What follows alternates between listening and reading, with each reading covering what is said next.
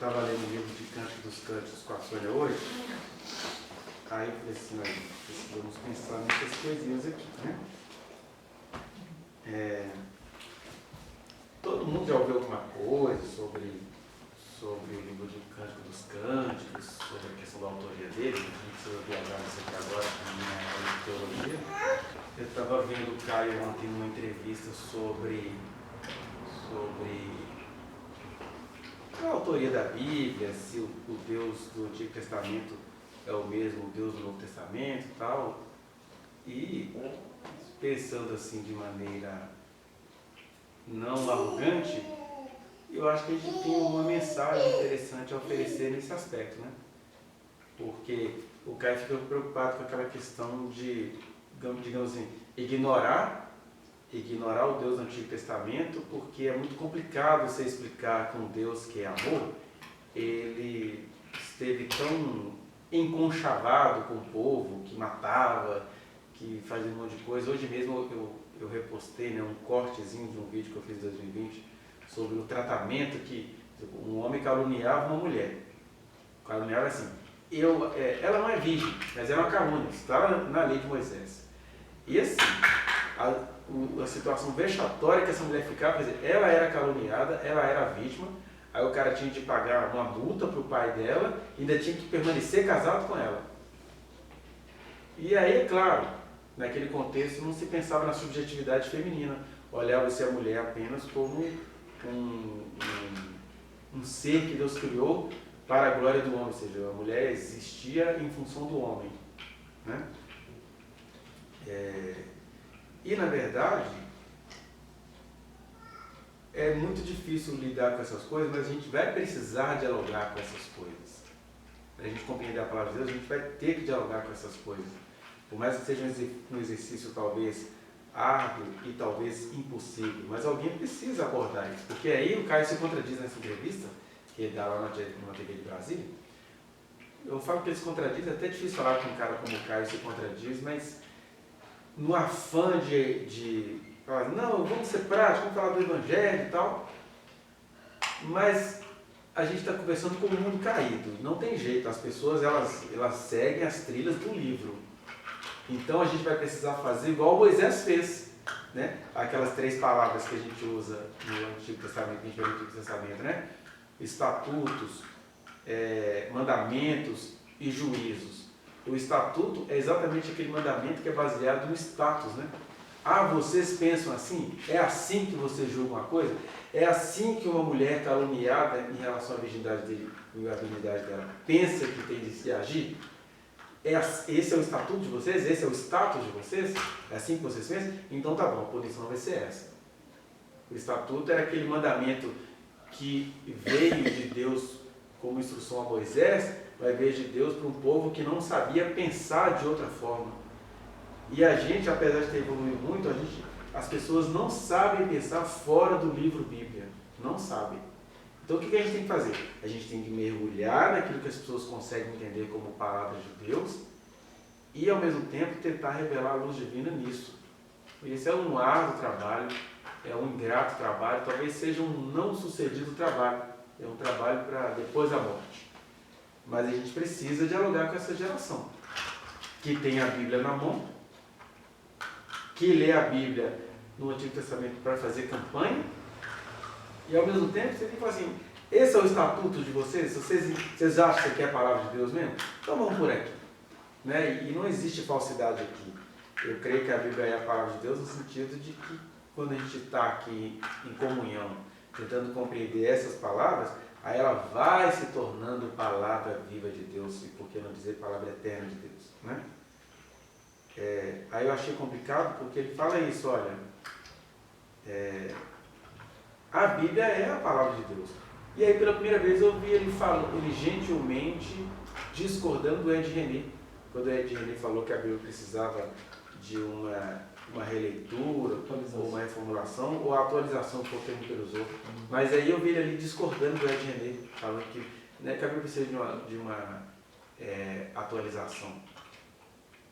E aí eu não lembro mais o que foi que ele disse, mas o que eu vi... Eita, caiu. E aí o que eu fiquei pensando é que ficou um pouco contraditório.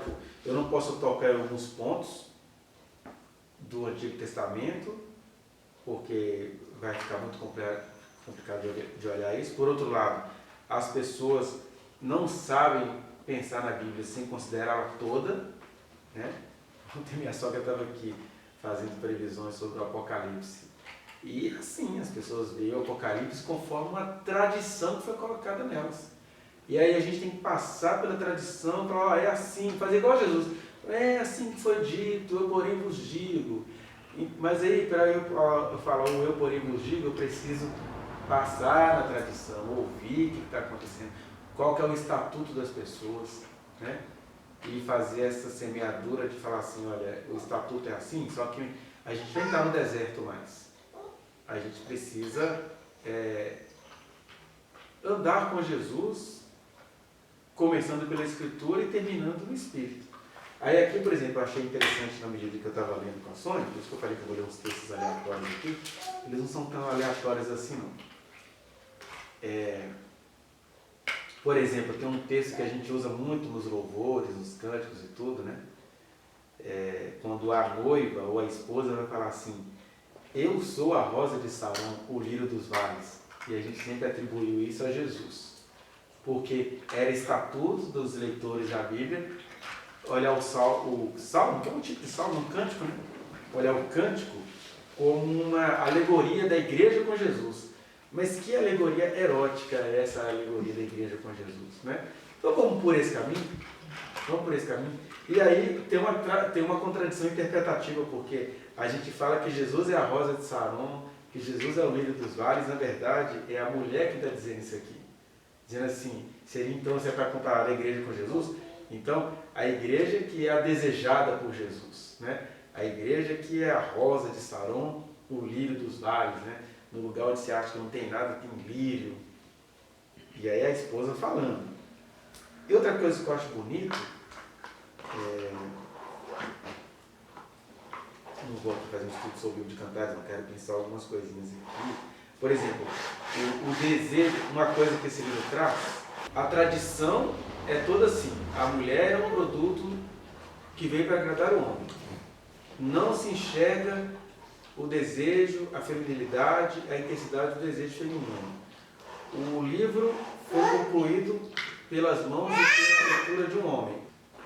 Aí, além de trazer essas questões de a mulher ser vista com esse escopo, né, com esse olhar, apesar disso, apesar desse estatuto, o que vai ter aqui no livro é exatamente a manifestação intensa da sexualidade feminina. E é engraçado quando a gente começa a falar desses assuntos, porque a gente encontra umas hipocrisias na humanidade, né? A primeira hipocrisia é o estatuto da humanidade é pornográfico, é pragmático no sentido de falar e fazer besteiras. Basta ver as músicas que fazem sucesso entre os jovens, e sempre foi assim, né? Algumas com um grau maior de inteligência, mas todas sempre com um grau de pornografia. Na minha adolescência, a música que escandalizava todo mundo era o do Ultraje a Rigor, que eu gosto dessa música, é interessante. Talvez pelas minhas características particulares, eu não acho uma música tão grave assim, que é a música Sexo, do Ultraje a Rigor, porque ele vai fazendo um trocadilho com... Ele fala toda hora da palavra sexo, que aquilo é culturalmente chocante, até para os meus filhos, quando eles escutam, ué, mas você fala essa música é essa daí, mas a música está falando, eu quero sexo. Aí ele começa a falar, bom, vai lá, vai ver que é pelas crianças, mas quem é essa besta pensa que é para decidir, né? Depois fica igual a mim, como eu aprendi. E aí ele fala, eleição, corrupção, e assassino, e tem ladrão, e a guerra espacial, e o que escandaliza é o sexo. Então ele está fazendo esse trocadilho assim, as pessoas são assassinas, são perversas, são hipócritas, e eles estão preocupados com a questão do sexo. Naquele contexto ali, ainda na minha adolescência, quando eu tinha 13 anos e eu ouvi isso, eu falei, puxa, isso é uma colocação inteligente, embora o Ultraje a Rigor se transformou numa banda de um bando de otários, mas naquela época que a gente estava saindo do regime militar, foi uma música interessante. Mas depois vem outras, né? Tem a música do Leandro Leonardo, que os moralistas escutam, mas né, é um mexe-mexe, todo mundo apronta, faz o que dá conta, é um beija-beija, e nessa peleja todo mundo tonto, eu que não sou santo também estou no meio. Tá, né? Tinha a música do Xenhenhen, que outro dia eu estava na faculdade, aí no intervalo foi todo mundo dançar o Xenhenhen, mas a fumaça que subiu de fogo em certas partes, assim, meu Deus, é isso que é a humanidade. Aí assim, a primeira hipocrisia é que a humanidade pratica. Aí ela não quer que problematize isso, que quem que vier a problematizar vai ser visto como pessoa estranha. E aí, quando você problematiza, eu tenho uma paciente que fala assim, eu tenho receio de botar as pessoas para ouvir a mensagem do cara, porque ele vai começar a falar sobre bunda, não sei o quê. Aí eu já fico preocupado, então eu estou ouvindo mais o Ed René. Eu acho interessante isso, porque é isso. O Caio, ele sem papas na língua, mas ninguém vai dizer que ele é um homem profano, pornográfico, mas como ele é objetivo na maneira dele falar, aí ele é que é o pornográfico, mesmo falando para uma sociedade que tem um estatuto de praticar a pornografia, que a humanidade tem essa contradição. Os casais não praticam isso que está no livro de Cantares, mas a humanidade pratica a traição, a prostituição, a impureza, a lascívia, a idolatria do sexo, né? O funk é o sexo levado às últimas consequências, por exemplo, que circula entre os jovens. E apesar de toda essa estrutura, e mesmo o estatuto do escritor sendo esse, de ignorar completamente a sexualidade feminina, aí ela vem aqui, embora ela venha nessa questão de estar submissa à questão masculina. Por exemplo, o primeiro expressão de desejo da mulher, né? Calma que nós vamos falar, nós vamos chegar onde a gente tem que chegar, né? Aí a mulher dizendo, de noite no meu leito, busquei o amado da minha alma, busquei e não achei, levantar-me-ei, pois, e rodearei a cidade pelas ruas e pelas praças, buscarei o amado da minha alma, busquei e não achei. Ela está falando do desejo dela, não é só assim, cadê ele? Ela está falando de desejo, de ardência, de fisicalidade feminina, né? Que as pessoas até aprendem a fingir que não existe, né? Aí tem uma outra parte aqui, ó, em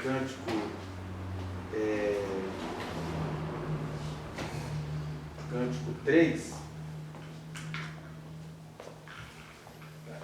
quando a mulher ela admite, quer dizer, olha só, é um desejo todo encapado pelas convenções sociais daquela época, né? A mulher admite, e tudo interiormente ornado com amor pelas filhas de Jerusalém, sair aos filhos de Sião e contemplar ao rei Salomão. Quer dizer, está-se ali trazendo esse relacionamento que deveria ser o único monogâmico e em plena liberdade e intimidade, mas o que se diz aqui é exatamente o quê? É um convite para que as outras mulheres vejam o marido dela. Olha, mulheres, eu desejo o rei. É aquela coisa assim, ainda, como diria Hobbes, né? Ainda em estágio natural, estágio bruto. Ou seja, o que é o estágio bruto? São as mulheres todas brigando para serem de um homem. No caso era o rei. Então tinha um status que as mulheres entendiam que o rei tinha que ser desejado por todas, né? Aí está se falando aqui de desejo feminino, mas desejo feminino condicionado a essa coisa de que a mulher não tem individualidade, ela é uma mera repetidora daquilo que a sociedade pensa que ela é. E o que ela é? É um bando de otários que desejam o rei, o macho alfa, né? Aí tem uma outra aqui, ó, desejo feminino, em 4,16. Levanta-te, vento norte, e vem tu, vento sul, assopra no meu jardim, para que se derramem os seus aromas. Vem o meu amado para o seu jardim, e coma os seus frutos excelentes. Aí nos versículos anteriores tinha descrito o corpo dela. Aí ela faz aquele convite. Vem para cá, meu amado, né? Tenha de tudo, tudo é seu.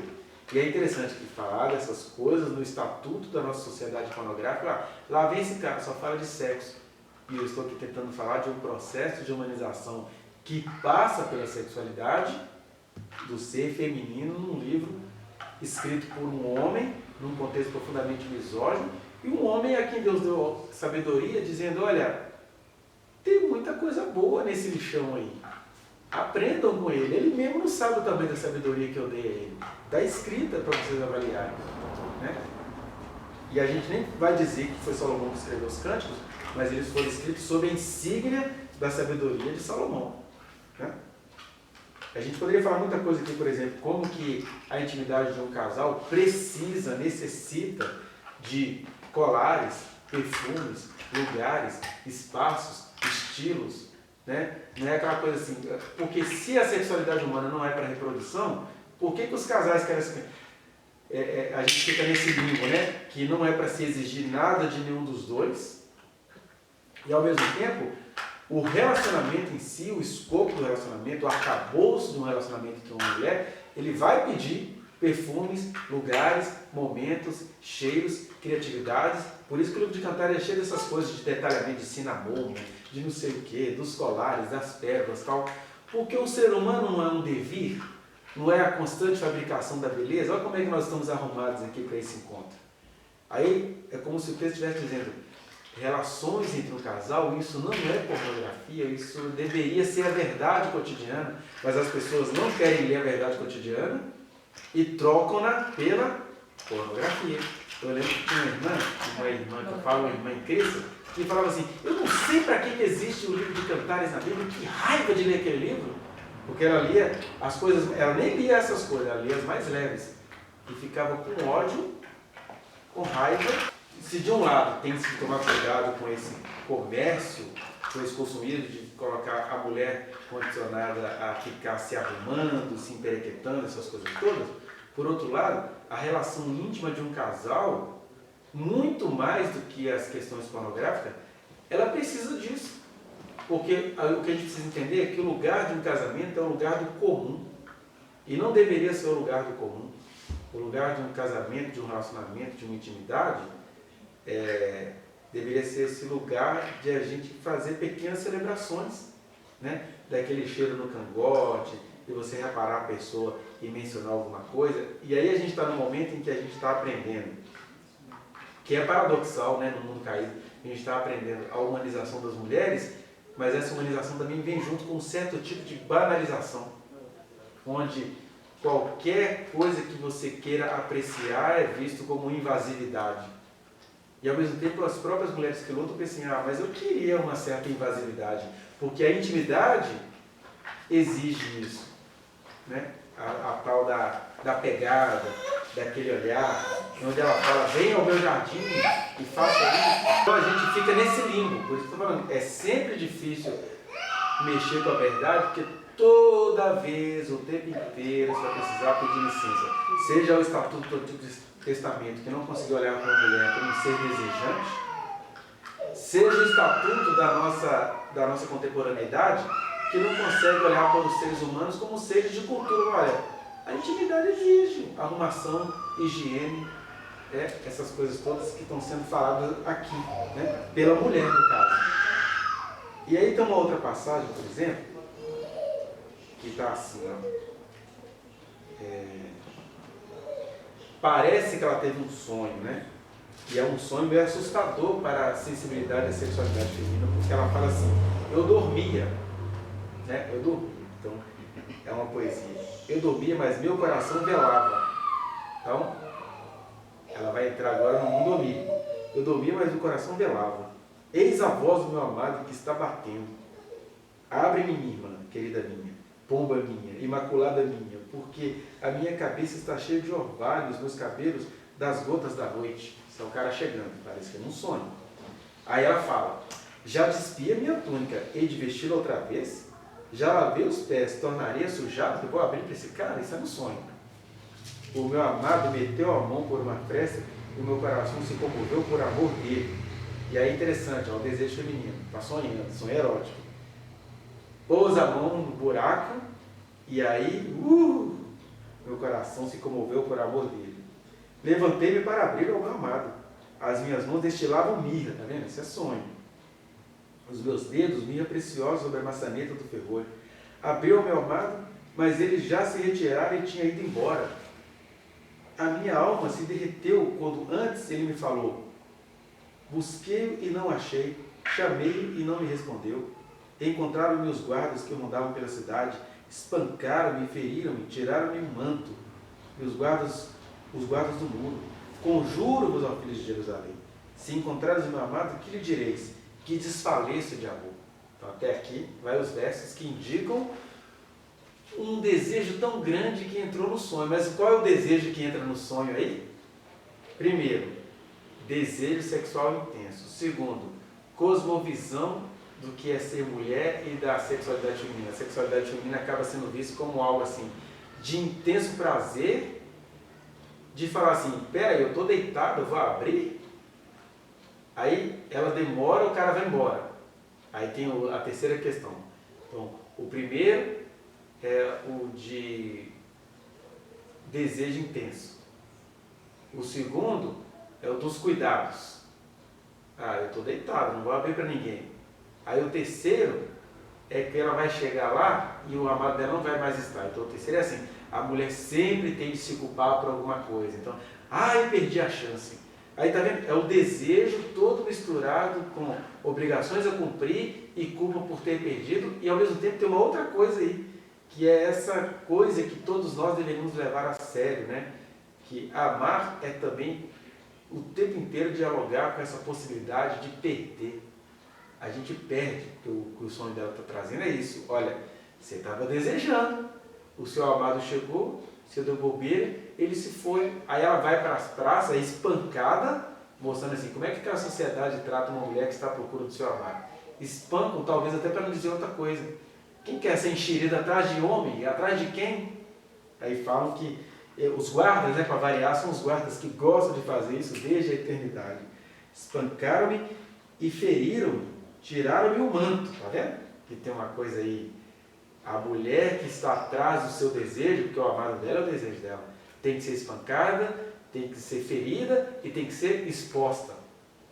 E isso é um mito, um arquétipo tão longevo na humanidade, que você escuta isso nessas conversas, né?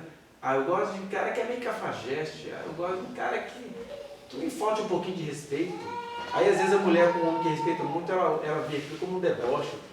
E aí a palavra eterna de Deus está o tempo inteiro negociando com esses nossos estatutos. O que são nossos estatutos?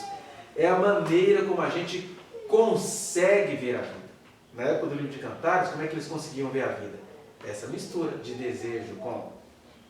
Peraí, preciso cuidar de mim. Nossa, mas o meu amado chegou e foi embora porque eu cuidei de mim. Agora eu preciso sair correndo atrás do meu amado. Parece novela mexicana, né? Que as mulheres começam felizes, passam a novela inteira muito triste, apanhando, atormentada, e no final às vezes até perde o amado para alguma outra. O que é isso? É o estatuto da humanidade. É o que Jesus chamaria de corações duros. Mas o fato de a humanidade ter um coração duro é para a gente deixar de falar da possibilidade da vida eterna? Né? O fato de a humanidade ter coração duro é para Jesus deixar de curar no sábado? E além, o fato de a humanidade das próprias mulheres terem corações duros. O que é o coração duro no caso da mulher? Elas estão apegadas naquele eco de o teu desejo será para o teu marido e ele te governará. Mesmo a mulher que acha que manda no marido, a lógica do desejo dela é esse. Eu mando meu marido, ele é um macho murchão, eu vou caçar outra coisa. Mesmo que a outra coisa seja ou outro homem, ou excesso de trabalho, ou excesso de liderança. Porque o estatuto do mundo caído é esse. É o se impor e se culpar em tudo que faz na vida. Né? É uma mistura mesmo de sofrimento intenso, com consciência nítida e ao mesmo tempo um apego a essa maldição. Eu tenho um sofrimento intenso. Eu estou bem consciente do meu sofrimento. Mas eu não quero largar essas duas coisas. Eu não sei viver fora disso. É a bolha maldita, é o estatuto. E a gente tem que fazer o quê? O milagre de pregar o Evangelho em meio a isso tudo. Está vendo? Eu estou falando aqui de um arcabouço feminino mostrado no livro de Cantares, apesar do contexto. E isso aqui é a palavra de Deus, que as pessoas custam a aceitar, né? Aí, ó, tem mais alguma questão aqui, ó. Olha só, o desejo feminino perpassado pelo estatuto de como as próprias mulheres se viam nesse mundo. Olha que lindo, é o esposo falando, uma coisa normal, parece o Neymar falando, não, normal, isso é coisa de homens adultos, homens e mulheres adultos pensam assim. Tenho saudade daquilo que ainda não vivi. Aí ele fala, 60 são as rainhas, 80 as concubinas, e as virgens sem número. Está dizendo, eu sou um homem de muitas mulheres. todas minhas. Mas uma só é a minha pomba, a minha imaculada, de sua mãe, a única. O que ele está dizendo? Porque ele consegue vislumbrar uma mulher imaculada. Porque ele se deu o direito de ter miríades de outras mulheres. E é interessante que tanto as outras mulheres que pertenciam a ele, quanto as outras que não pertenciam, e também a noiva, pensavam assim, a vida é assim. Este homem sábio tem todas para si. É assim que a vida é. E é assim que Deus, lá no Deuteronômio, tinha de dar leis para elas mesmas. Né? Eu vou morrer virgem. Eu sou casada com um rei. Né? O homem é assim e as mulheres têm de aceitá-lo assim. Né? 60 são as rainhas, 80 as concubinas. E concubina é uma coisa horrível, né? As pessoas veem isso como uma coisa normal. Que a concubina é aquela mulher ali que só servia mesmo para sexo. Que é aquela que era para namorar ali na sela do cavalo. A palavra concubina vem dessas práticas feitas às pressas, né? E além de todas ainda as virgens. Mas olha só, o povo aceitava isso. E mostrando assim, quando fala uma só é a minha pomba, a minha imaculada de sua mãe única, está mostrando também que no meio disso tudo, como é que se viu o amor? Com uma impossibilidade. Ou seja, o cara tinha um tanto de mulheres / propriedades, aí ele faz um cântico por aquela que era impossível, porque vai falar o nome dela aqui, o nome popular dela. Sulamita, porque você está procurando o rei Salomão? A Sulamita é a mulher com quem Salomão não pôde se relacionar. Esse cântico é dedicado a ela. Então, o amor é assim nos estatutos humanos, nos status humanos. O amor é assim. As pessoas fazem tudo errado. Quem quiser falar disso vai ser visto, esse é o homem do sexo, só fala disso. E quem fala isso são as pessoas que só falam palavrões o dia inteiro, só cantam sobre isso, só ficam praticando isso de maneira errada, mas quem falar de maneira correta, aí faz igual a irmã em Cristo que falava que tinha raiva do livro do Cântico dos Cânticos. Né? E ainda assim é um livro que está reproduzindo a ideologia, né, ou o status torto da humanidade. E aí, para finalizar essa questão, tem uma coisa assim, olha só o desejo afoito da mulher que ela nunca aprendeu a reconhecer na história. Ela fala assim, afoito no melhor sentido da palavra, né, de ser sapeca, as mulheres vão sacrificando essa parte sapeca delas. Algumas por violência simbólica que acontece no casamento mesmo, e outras é que vão, depois que os filhos nascem, a sexualidade vai embora, por exemplo, é assim. Eu sou do meu amado e ele tem saudade de mim, que é essa coisa assim, é desejo intenso, mas desejo dependente. Que as pessoas chamam de fidelidade, mas isso aponta para uma dependência, não era para ser tão dependente assim. Mas ela continua, venha ao meu amado, saímos ao campo, passemos as noites nas aldeias, levantemos cedo de manhã para ir às vinhas, vejamos se floresce as vides, se abre a flor, se já brotam as romeiras, dar-te-ei ali o meu amor. Está chamando o cara por perdido, né? Vão pelas vielas, vão pelos lugares, pelos esconderijos, né? De manhã, é o horário que ninguém está vendo nada, ali eu vou me dar a você. Que é um desejo legítimo feminino. Que sexo tem que ter essa coisa, não só de fugir da guerra, mas ir para os lugares escondidos, é bom demais. E é falado pela esposa, né? Que em outros lugares vai chamar de noiva. Né? Aí, fala, quando te encontrasse na rua, beijar-te-ia e não desprezariam, levantar-me-ia e te introduziria na casa de minha mãe e tu me ensinarias. E eu te daria a beber vinho aromático e moço das minhas romãs. Né? Tem vários sentidos dúbios aí também. A sua mão esquerda estaria debaixo da minha cabeça e a sua direita me abraçaria. Quer dizer, se a esquerda está debaixo da cabeça, a direita não iria abraçar, a direita ia fazer outra coisa, né? Ia passar os braços, que é outra coisa. E tem uma coisa aqui curiosa, né? Na nossa última observação, que é quando o coletivo mostra suas impressões sobre a mulher e a sua sexualidade. Temos uma irmãzinha que ainda não tem seios, Que faremos a essa nossa irmã no dia em que for pedida? Se ela for um muro, edificaremos sobre ele uma torre de prata. Se for uma porta, cercá-la-emos de tábuas de cedro. Aí, pronto. Ela está mostrando que a criança, como diria Simone de Beauvoir, a criança menina, né? Ninguém nasce mulher, torna-se mulher. E tornar-se mulher que ela está mostrando é isso aqui.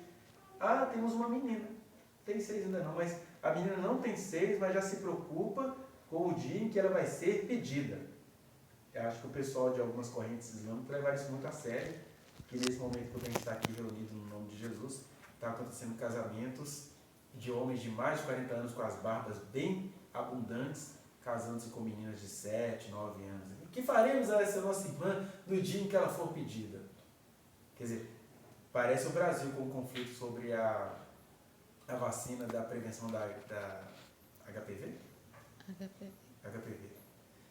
Que é assim, é uma vacina. Minha filha, eu vou te levar ali, você vai tomar uma vacina. Pronto. Não, mas só porque a vacina é HPV, onde frequentemente acontece é no colo do útero, aí, não, minha filha não pode tomar essa vacina, isso é o governo querendo liberar as meninas todas. Ah, isso é para poder facilitar a prostituição na ilha de Marajó. ou nos litorais do Nordeste brasileiro. Né? Não, é só a prevenção de uma doença. Mas aí, como é que acontece? Se ela for uma torre de prata, se ela for uma torre, né, na verdade, não, se ela for um muro, você edificaria sobre ele uma torre de prata, uma porta. Então, você tem duas opções. Ou a mulher é um muro, o que seria um muro? O que a gente faz? A gente vai botar vigilância sobre ela. E se ela for uma porta, porque o muro não tem possibilidade de pular. Porta, já pode pensar logo numa porta aberta. Todo mundo entra e sai aí. Né? No dia que for pedida. Aí, se ela for uma porta, vamos tacar tábuas de cedro nela. Vai cercá-la com cedros. Uma coisa difícil de entrar. Ou seja, a mulher é vista desde pequenininha como uma propriedade coletiva. Até hoje. Né? Outro dia eu quero descobrir aí um contrato para professora de primário. Aí a mulher não pode beber vinho, isso do início, né, do século passado. A mulher não pode beber vinho, a mulher não pode namorar, a mulher não pode usar certos tipos de roupas. O que é uma professora? A professora é uma mulher que deixou de ser mulher. Né?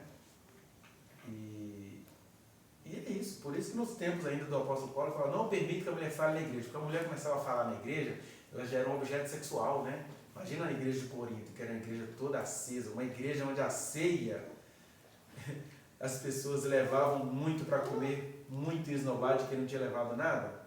Imagina uma mulher ensinando naquela igreja. Então, você vai tendo aí um monte de avanços e recuos, às vezes mais recuos do que avanços.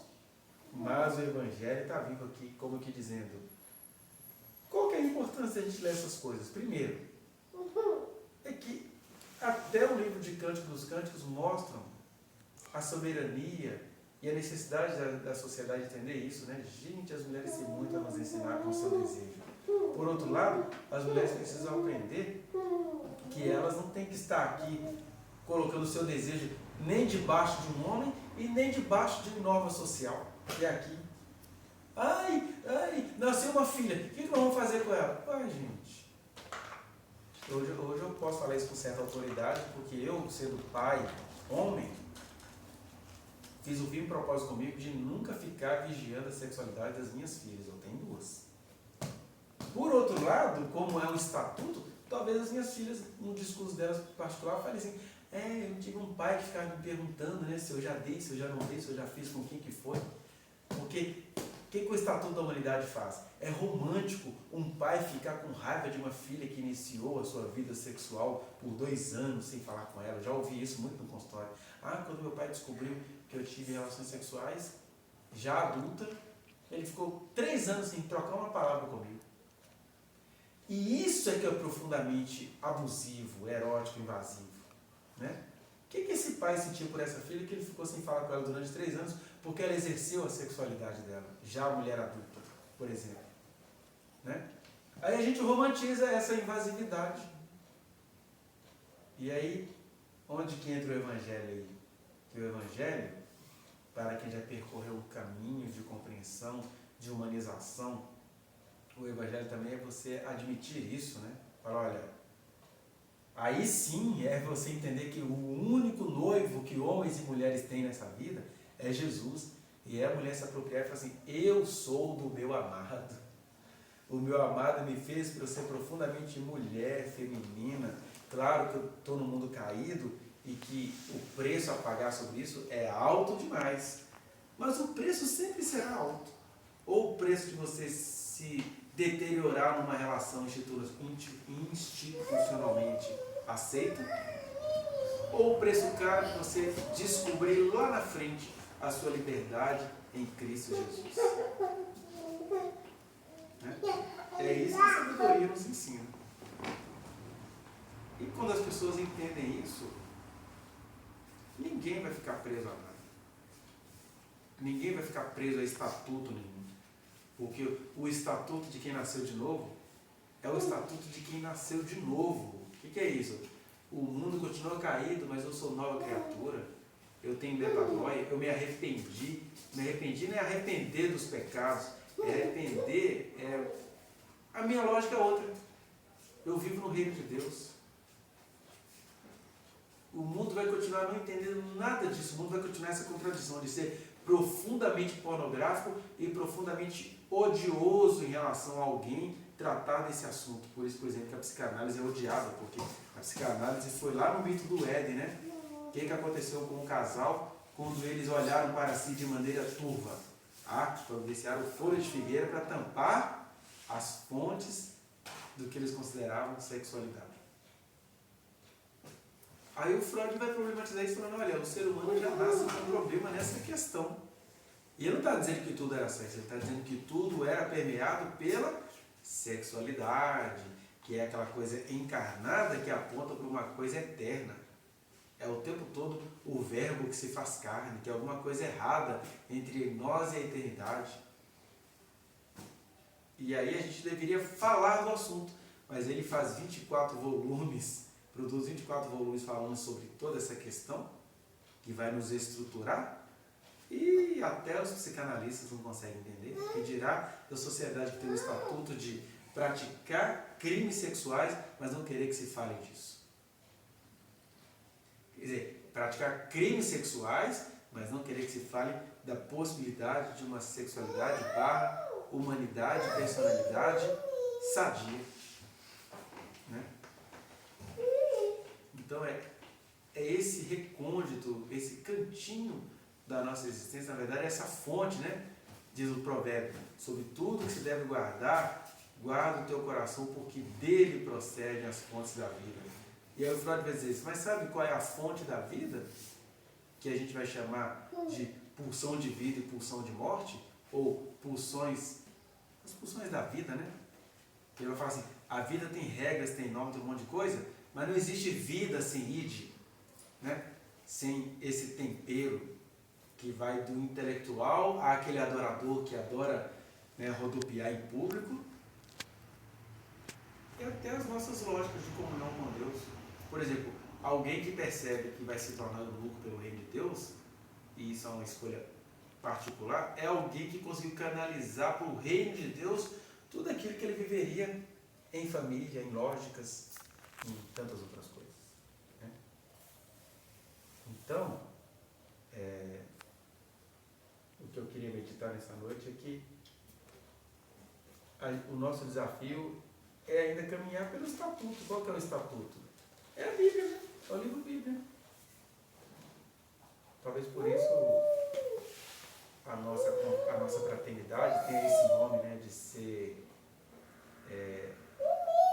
firmados e firmadas na palavra eterna. E a palavra eterna, ela vai passar pelo livro também. Ela passa pelo livro porque nessa leitura aqui está o Espírito de Deus que nos habita, que nos dá outras possibilidades, que nos dá outras sensibilidades, que nos dá outras proposições e que nos faz arrepender de patamares que a gente também chegou, porque o arrependimento é eterno. A mudança de mente, ela é eterna, né? Arrependei-vos porque está próximo de Deus, muda a mente porque o reino é outro. Muda o comportamento porque o reino é outro.